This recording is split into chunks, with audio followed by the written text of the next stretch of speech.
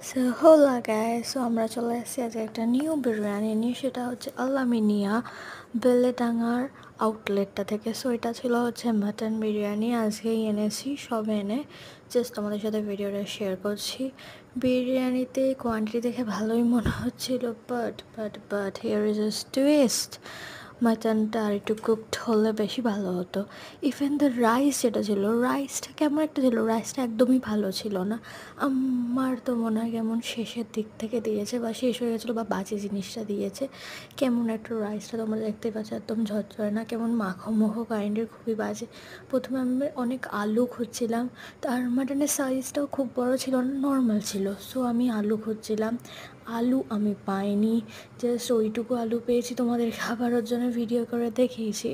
Just ওইটুকু আলু পেয়েছি, জাস্ট ভাঙা খাওয়া, নাথিং, জাস্ট ওইটুকু আলু।